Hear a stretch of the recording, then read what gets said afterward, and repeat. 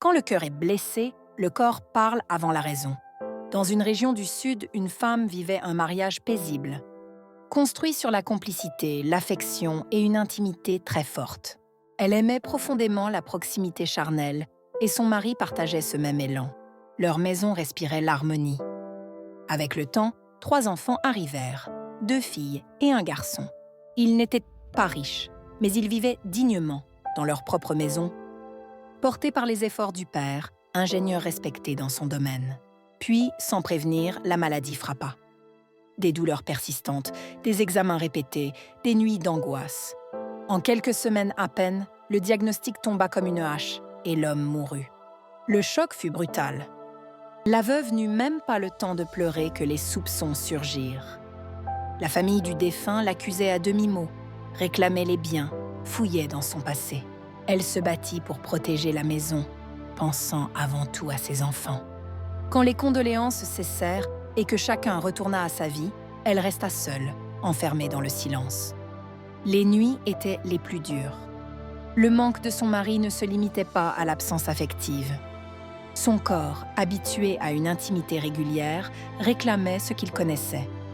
Elle luttait, priait, tentait de se convaincre que le temps arrangerait tout, mais le désir revenait comme une vague. Un jour, à l'église, elle rencontra un homme compatissant. Des paroles douces, une présence rassurante.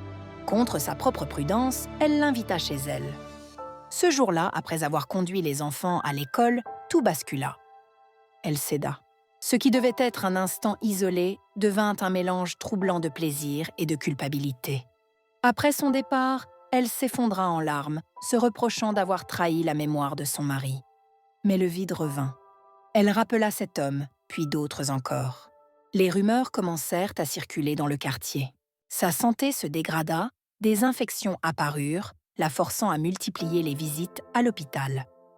Elle se sentait prisonnière de ses pulsions, honteuse, épuisée, perdue. Une sœur remarqua son changement et l'orienta vers un conseiller.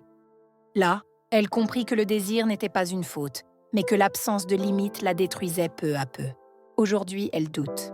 Mère de 3 enfants, peut-elle encore espérer une relation stable? Un homme acceptera-t-il son passé, son deuil, ses blessures? Doit-elle continuer à apaiser son manque sans lendemain? Ou apprendre à se reconstruire autrement pour elle et pour ses enfants? Dis-nous franchement, que ferais-tu à sa place? Le désir justifie-t-il de se perdre soi-même? Ton avis compte, partage-le en commentaire et aide peut-être quelqu'un à retrouver le bon chemin.